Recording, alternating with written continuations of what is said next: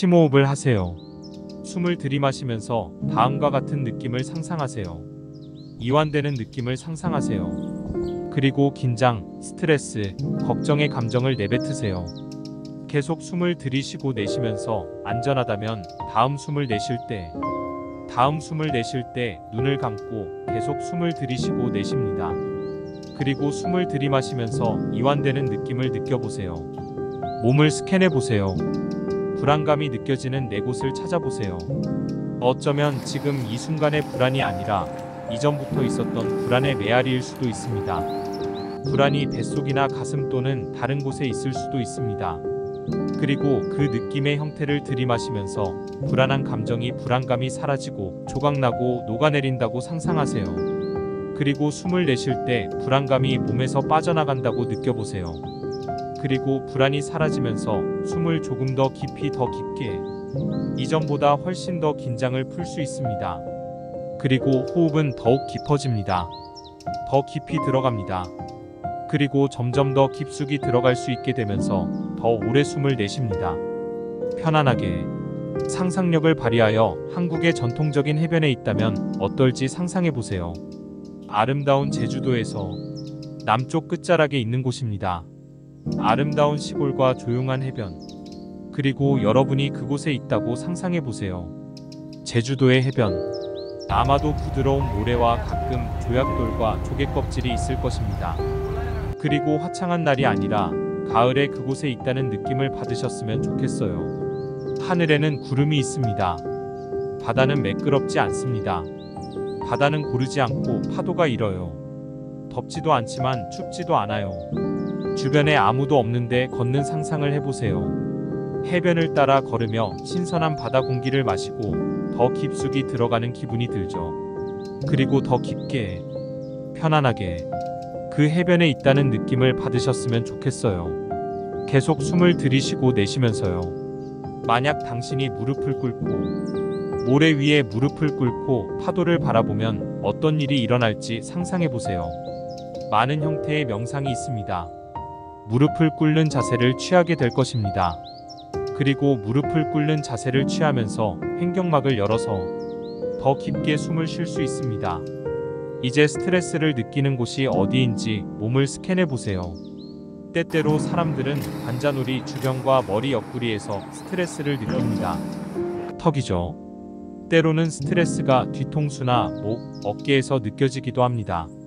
어깨, 스트레스를 느끼는 부위가 어디인지 몸을 스캔해 보세요. 그리고 파도를 바라보며 풍부한 이완의 느낌을 호흡하세요. 스트레스가 사라지기 시작한다고 상상해 보세요. 녹아내리기 시작합니다. 몸과 바깥으로 내뱉는 호흡이 사라지고 존재감을 느끼게 됩니다. 더 차분해지고 더 편안해집니다. 여러분이 삶에서 직면할 수 있는 대부분의 문제가 분명하지 않습니다. 직접적이지 않죠.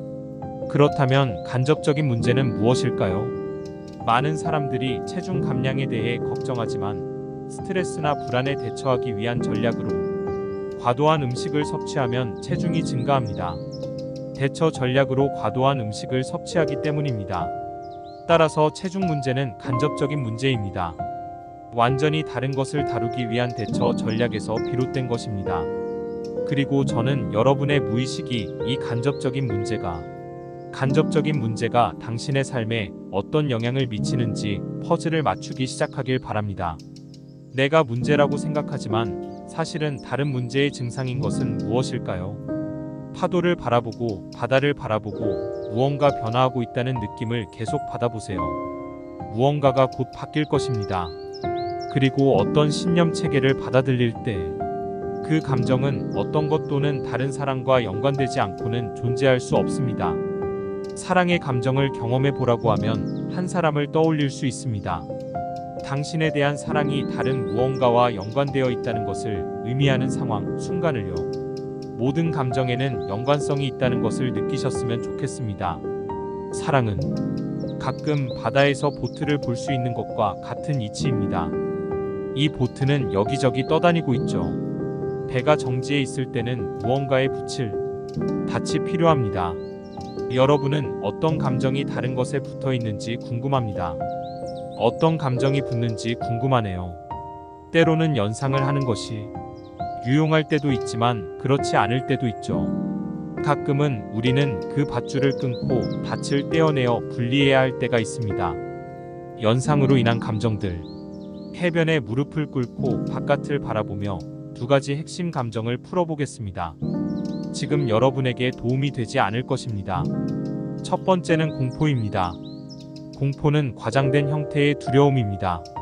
하지만 공포는 고립되어 존재할 수 없습니다. 공포 영화를 떠올리면 공포와 관련된 것이라면 공포와 관련된 것입니다. 공포는 항상 다른 무언가와 연결되어 있습니다. 그런 연관성이 있죠. 여러분의 삶에서 생각해 보시기 바랍니다. 여러분에게 공포의 원인은 무엇인가요? 가장 깊은 두려움은 무엇인가요? 그리고 그것이 무엇과 연관되어 있는지에 대한 단서가 있을 것입니다. 가장 큰 공포의 원인은 사랑하는 사람을 잃는다는 것이 가장 큰 공포의 원인입니다. 가장 큰 공포의 원인은 신체적 상해 또는 정서적 상해가 발생할 것입니다. 소중한 무언가를 빼앗기는 것입니다. 여러분이 그것을 이해했으면 좋겠어요. 어떤 공포가 연관되어 있든 가장 중요한 것, 가장 높은 가치에 대한 단서를 제공합니다. 그리고 만약 테러가 실제로 여러분이 가장 소중하게 여기는 것들을 보호하고 키울 수 있는 기회였다면요. 이성을 잃는 것이 무섭다면 식단을 바꿀 수 있는 단서가 될 수도 있습니다. 좋은 환경을 조성하기 위해 운동을 바꾸세요. 인지적 구성 요소. 만약 당신에게 가장 무서운 것은 가까운 사람을 잃는 것입니다. 오늘 무엇을 할 수 있을지 궁금합니다. 유대감을 더욱 강하게 만들어 보세요. 어떻게 하면 더 사려 깊고 더 배려할 수 있을까요? 그리고 그 유대를 더욱 굳건히 하기 위해 무엇을 할 수 있을까요? 공포가 여러분에게 느끼는 기회라면 어떨까요? 직관적으로 아니면 자신에게 가장 중요한 일에 집중할 수도 있습니다. 여러분의 몸에서 공포를 느끼는 부위를 스캔해 보세요. 그리고 많은 사람들에게 직감이나 심장에서 느끼는 경향이 있습니다. 그리고 그것이 무엇과 연관되어 있는지 생각해 보세요. 이미지, 영화 또는 아이디어일 수도 있습니다. 여러분도 그러시길 바랍니다. 이를 뒤집어 생각해 보세요. 무엇이든 간에 공포와 연관된 것이 무엇이든 이제 소중한 사람을 보호하기 위해 더 많은 일을 할 수 있는 기회입니다. 테러가 새롭고 중요한 방식으로 삶의 우선순위를 정하기 위한 정찰이라면 어떨까요? 그리고 부끄러움이 없는지 몸을 스캔하세요. 수치심은 보통 과거에 일어난 일에 대한 과거에 일어난 일에 대한 후회. 다시 시간이 주어진다면 뭔가 다르게 행동할 것 같다는 생각이 들죠. 어쩌면 그 수치심은 자신의 수치심일 수도 있고 다른 사람들의 수치심일 수도 있습니다. 하지만 다시 말하지만 수치심에는 연관성이 있습니다. 무언가와 연결되어 있죠. 그리고 때때로 수치심은 직접적인 것이 아니라 간접적인 것과 연결될 때도 있습니다. 당신이 했어야 했지만 하지 않은 일, 당신이 될 운명이었지만 그런 사람이 되지 못한 것, 그때 여러분이 이해했으면 좋겠어요. 수치심은 단 하나의 진정한 기능을 가지고 있습니다. 반성입니다. 무언가를 진정으로 부끄러워한다면 그 부끄러움은 미래의 생각, 결정, 행동에 영향을 미칠 때만 목적이 있습니다. 그리고 저는 여러분이 부끄러움에서 모든 가치를 추출하기를 바랍니다. 스캔하세요. 몸에서 수치심을 느끼는 부분을 스캔하세요. 그리고 그 수치심에서 금을 캐내세요. 수치심의 가치는 그 수치심이 당신에게 준 교훈을 반영하고 있나요?